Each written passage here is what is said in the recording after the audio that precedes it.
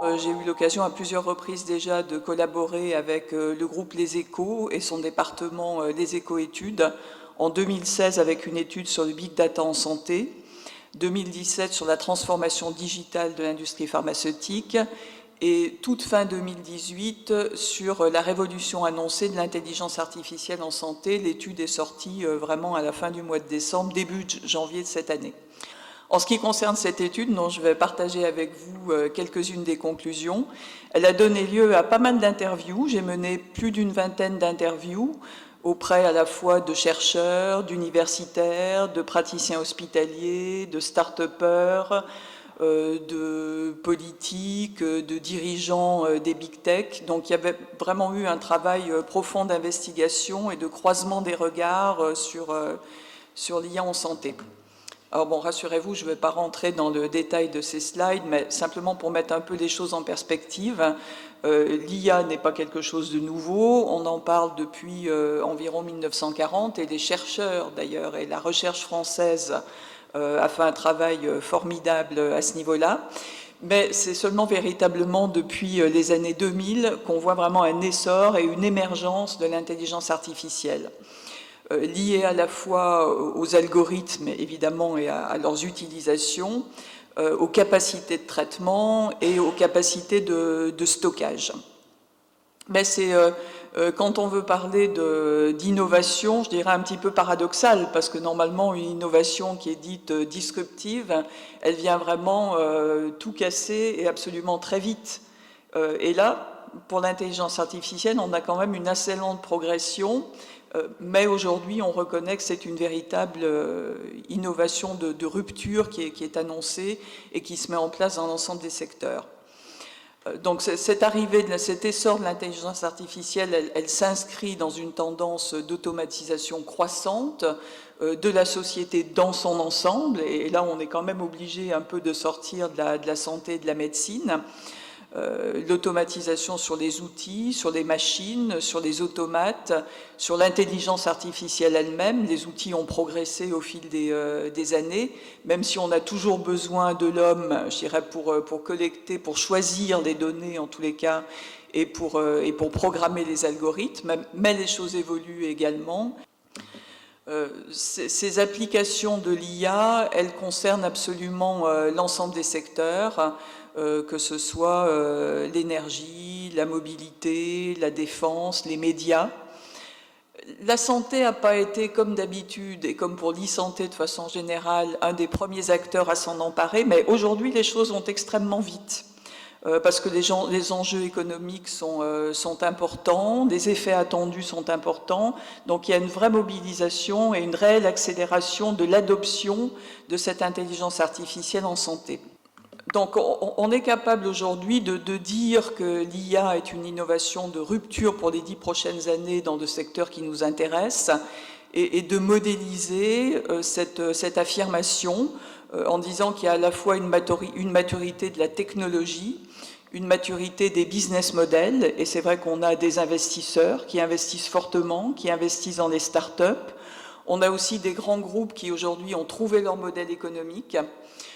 Des efforts sont encore à faire sur les prix, mais en tous les cas, ils en sont déjà, je dirais, à une phase d'industrialisation des outils d'intelligence artificielle et de mode de commercialisation sous forme SaaS. Donc on a vraiment une grande maturité économique et maturité également au niveau de l'offre du marché. J'aurai l'occasion d'y revenir, mais l'offre aujourd'hui est extrêmement riche et se déploie, il n'y a pas une journée où on ne lit pas dans la presse, dans les médias de façon générale, une nouvelle solution mise à disposition dans ce domaine. Bon, ça c'est une slide qui montre, alors pas seulement au niveau français, puisque la source c'est Accenture à un niveau international, mais quelques-unes des 10 applications d'intelligence artificielle qui pourraient changer le monde de la santé. Et si on regarde, alors elles sont intéressantes parce qu'elles donnent quand même, je pense, à la fois une idée des besoins et une idée aussi des domaines sur lesquels on attend l'impact le plus fort de l'intelligence artificielle en santé.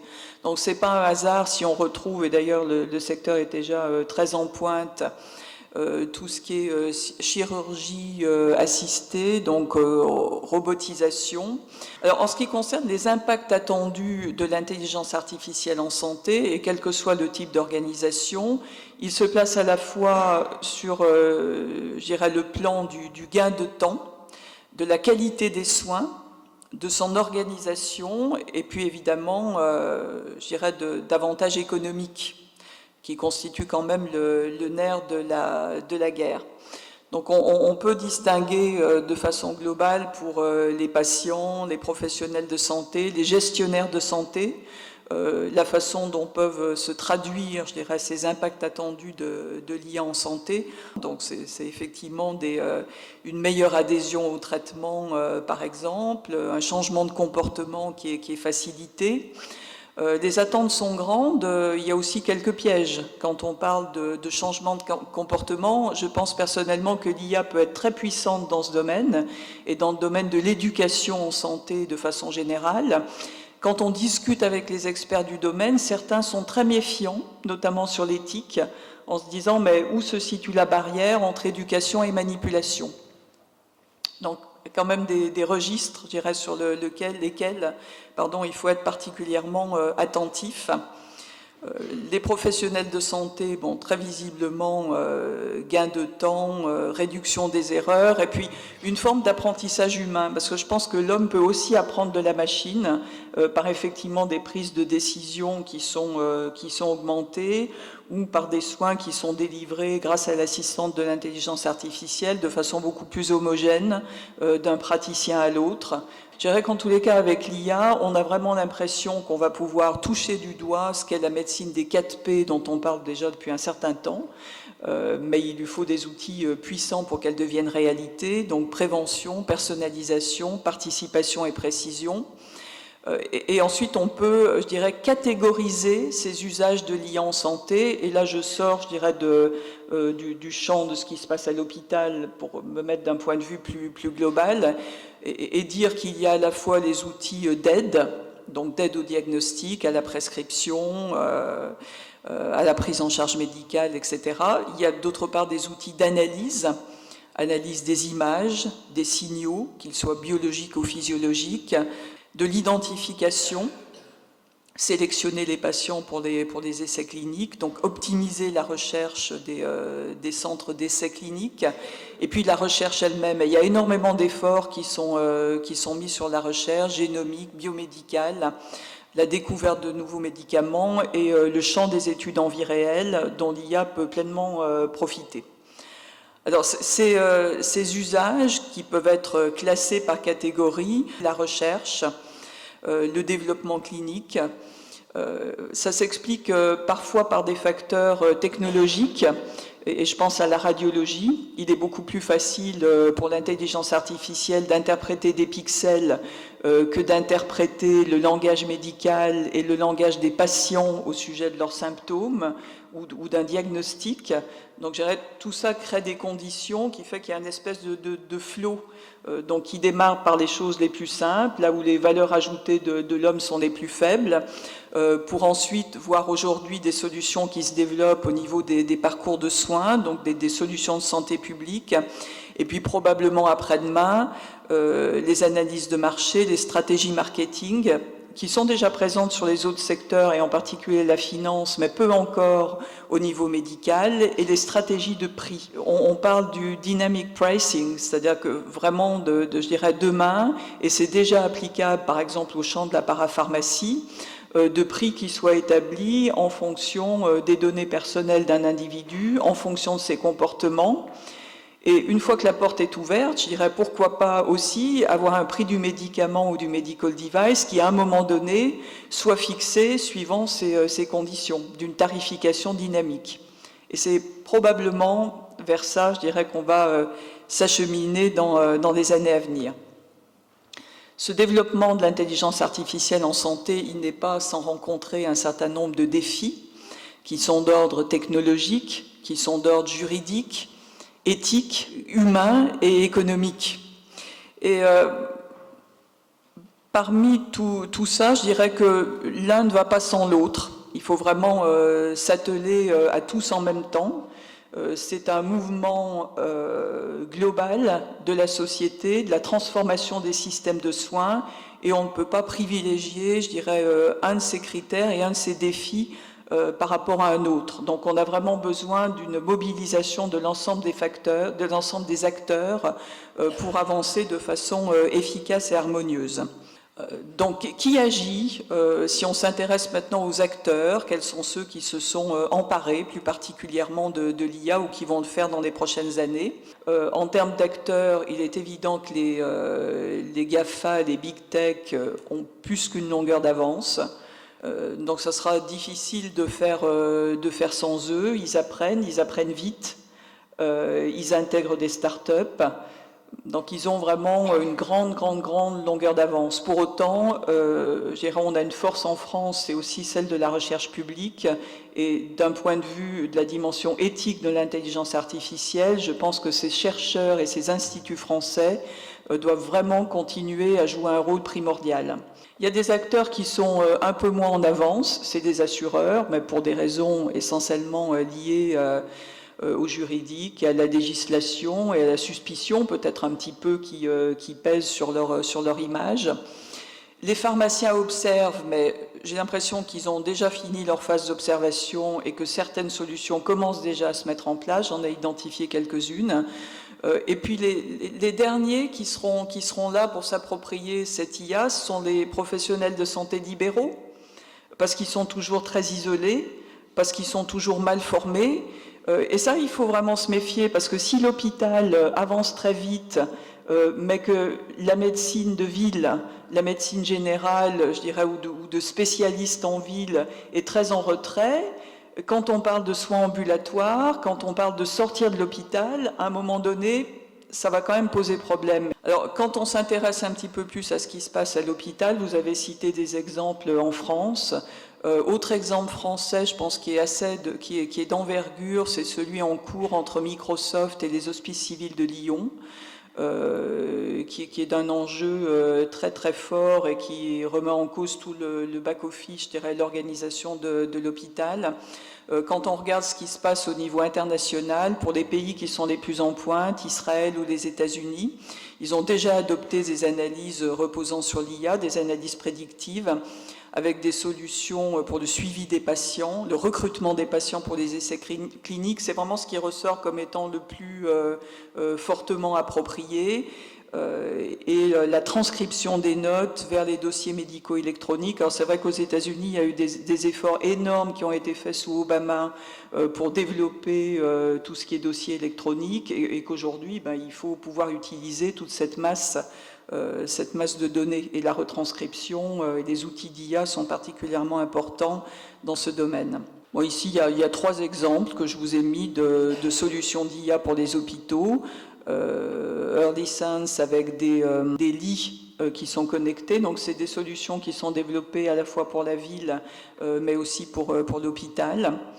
DeepSys Artificial Intelligence qui propose lui d'identifier et de profiler les patients pour des essais cliniques.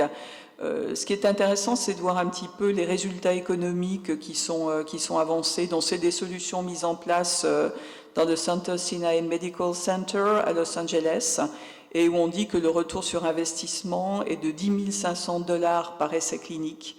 Donc, on commence à avoir des données vraiment extrêmement concrètes de retour sur investissement. Et une autre solution logicielle de transcription vocale qui est utilisée pour le remplissage des dossiers médicaux, où là aussi on nous donne des chiffres précis. Alors, ça veut dire qu'on est en capacité aujourd'hui de mesurer concrètement un impact de l'intelligence artificielle et des solutions qui sont mises en place. Pour continuer là-dessus, d'ici 2035, l'IA pourrait contribuer à augmenter la productivité mondiale de 40%. Donc là, on est global, on n'est pas uniquement santé. Donc la question est plus de se dire, mais bon, est-ce qu'on y va, est-ce qu'on n'y va pas, mais comment on y va?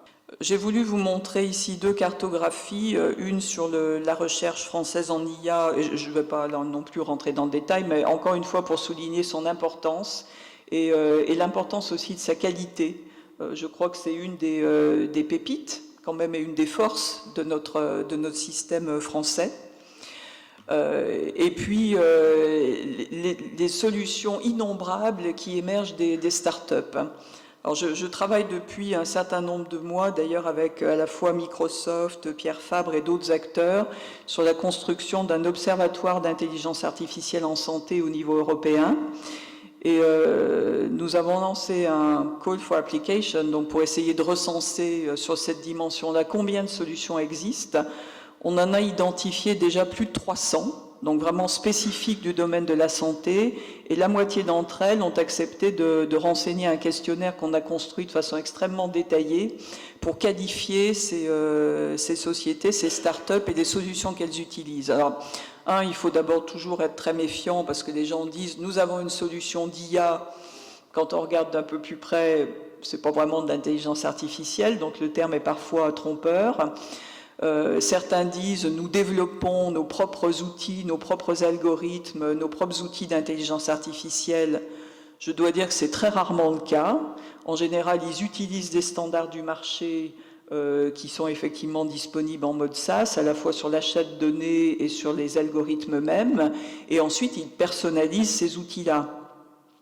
Mais tout ça, c'est important parce que j'aimerais ici apporter la notion de qualité. Il ne suffit pas de dire on a d'innombrables solutions d'IA, mais quelle est la qualité de cette IA qui ensuite va être effectivement mise en œuvre dans les différentes organisations, dans les hôpitaux en particulier. Et puis comment sont traitées les données, est-ce que les algorithmes sont entraînés, est-ce que les résultats sont évalués. Je crois qu'il y a énormément de questions à se poser pour développer cette IA de qualité. Donc, facteurs clés de succès du développement de l'IA, il y a des facteurs très généraux qui correspondent en gros aux défis qu'on a pu identifier. Il y a ceux autour des données, et les données médicales sont d'abord toutes des données sensibles, par définition, l'IA elle-même, et puis celui des organisations. Et là, c'est peut-être pour moi le point le plus important sur cette slide, c'est que l'IA, c'est pas seulement une question de je mets un outil ici, je mets un outil là pour résoudre tel ou tel problème. Ça doit vraiment se concevoir dans un esprit et dans une volonté stratégique au niveau de la nation, au niveau d'un hôpital, au niveau d'un groupement d'hôpitaux. Ça engage effectivement les métiers parce que ça change considérablement et radicalement les modes de collaboration entre les métiers, les niveaux de délégation et l'articulation, par exemple, entre l'hôpital et la ville, mais de façon générale, entre l'ensemble des acteurs de santé, en intégrant les nouveaux entrants que sont les acteurs du numérique. Je terminerai peut-être en vous recommandant une lecture qui est celle de l'ouvrage Santé et intelligence artificielle qui a été rédigé sous la direction de Bernard Nordlinger et Cédric Villani. Et cet ouvrage me paraît très intéressant, d'abord parce qu'il a sollicité l'expertise de, je crois, au moins 46 donc experts à la fois des données, de l'intelligence artificielle. C'est un vrai travail collectif qui avait pour but un petit peu de faire un état des lieux. L'ouvrage est très récent, hein, je crois qu'il est sorti en fin d'année dernière aussi. Alors, bon, ils ne se sont pas fixés de nouvelles étapes, en tous les cas en termes de délivrables, mais j'ai cru comprendre, pour avoir interviewé un certain nombre d'experts qui ont contribué à cet ouvrage, que le groupe restait constitué, et j'espère qu'ils sauront nous éclairer et qu'ils sauront faire un travail de suivi de leurs premières observations.